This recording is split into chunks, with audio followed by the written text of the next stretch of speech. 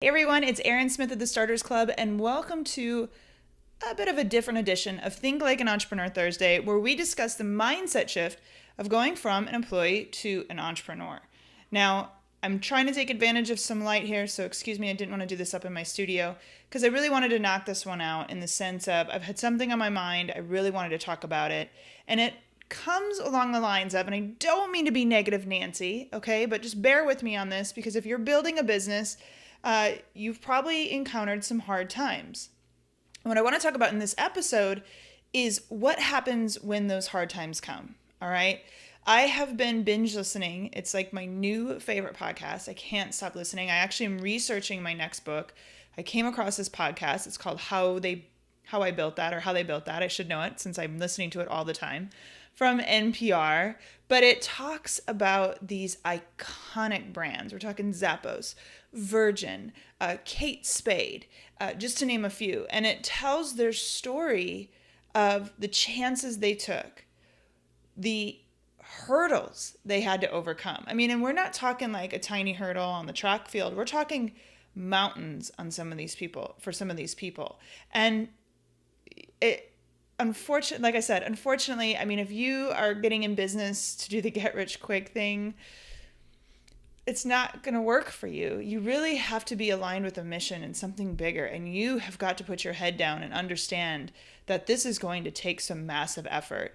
It's going to take some failing. You're going to stumble, and it's going to be just not at all what you expected. And there's going to be times where you're going, now what do I do? And you're going to be forced to be creative, more creative than you ever imagined. You're going to be forced to be so uncomfortable where you have to call on people that you really don't want to talk to, or you don't know, or you have no idea how you're going to sell to them, but you've got to figure it out, because it's either, shut your doors tomorrow or stay in business for another day, another week, another month. And that's what entrepreneurship is.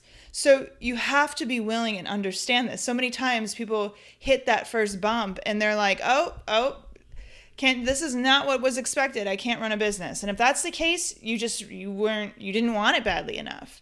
And, or it may be, this got a little bit harder than I thought it was going to be. I don't want it anymore. Like, you have to be understanding, and I'm not saying this to be negative, but you have to understand the hardships that are going to come. Now, what do you do if or when they do come? And here's where I really want to talk about, because I'm going to be flat out honest with you.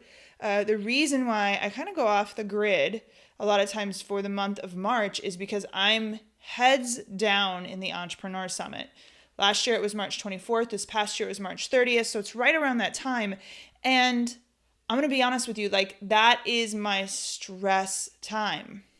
And what I have to do when maybe numbers aren't where I think they should be, or I want them to be, is you have to be willing to accept, okay, here's how we got here, right? Whatever that was. Either, you did everything you possibly could to get to that point, or if there's something more you can do, then figure that out. But you've got to stop worrying and put your head down and force yourself to be creative and work on the things that you can work on. So it's like worry 101. You can't spin and worry about things that you absolutely can't control. I mean, oh my gosh, you should hear my brain sometimes. It's frightening, the worry that goes on in there.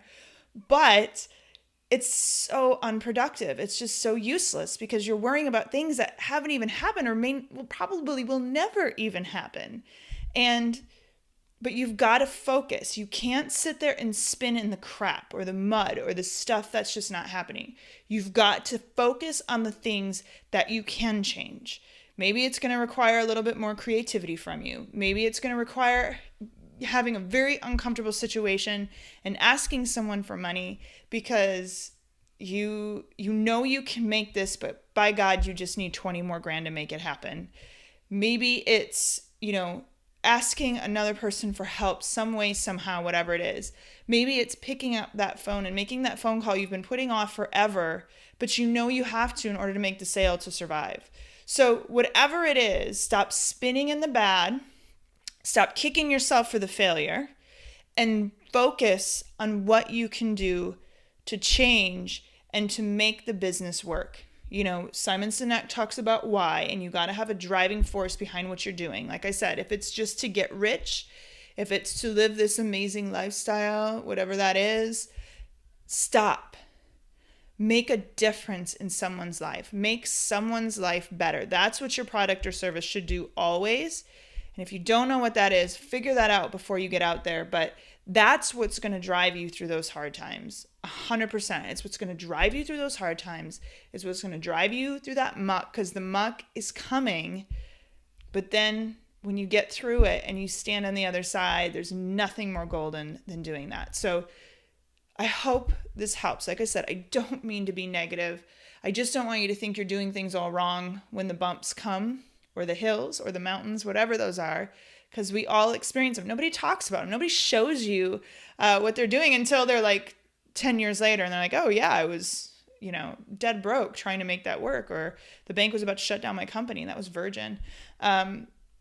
Just keep going, but be so strong in why you're doing this, because that is what's going to get you further and get you ahead. So if you love this is not how I normally record my videos, but please subscribe.